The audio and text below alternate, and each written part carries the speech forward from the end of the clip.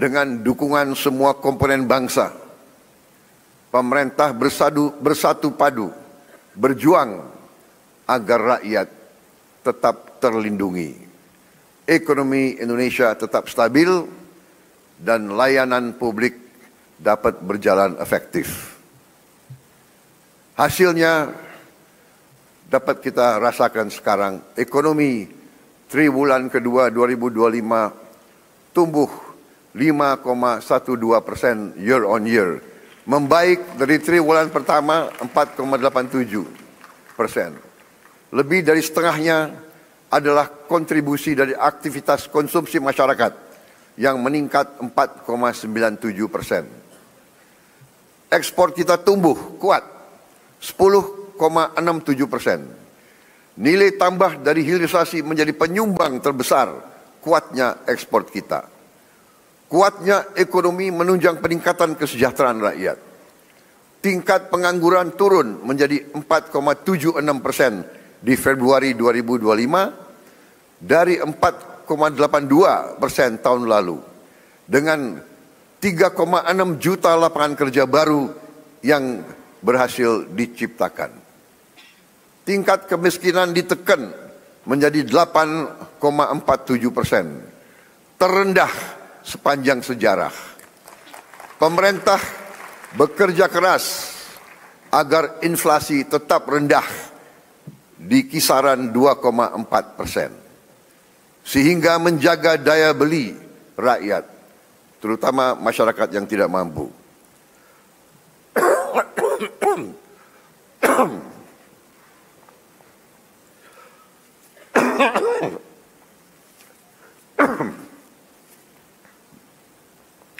Maaf, tadi pagi agak semangat pidato saya.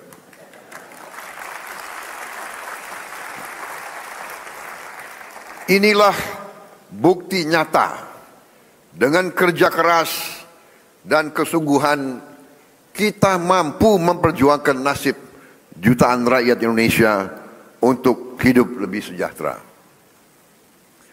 Optimisme dan kepercayaan investor terhadap kinerja dan prospek perekonomian Indonesia tinggi. Realisasi investasi paruh pertama 2025 mencapai target APBN. Dan pasar saham kita pun menunjukkan perkembangan menggembirakan di tengah situasi global yang sangat tidak pasti. Berbagai program unggulan kita sudah dirasakan rakyat. Makan bergizi gratis hari ini telah mencapai 20 juta penerima manfaat. Cek kesehatan gratis sudah mencapai lebih dari 17 juta penerima manfaat. Revitalisasi sekolah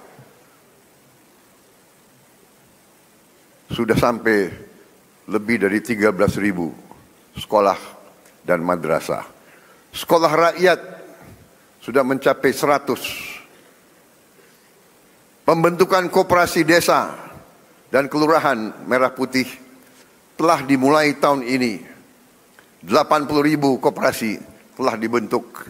Dan pada akhir tahun 2025 ini, tiap koperasi akan memiliki gudang, akan memiliki cold storage, akan memiliki gerai-gerai, dan tiap koperasi akan memiliki 2 kendaraan truk untuk menjemput dan mengantar hasil buminya.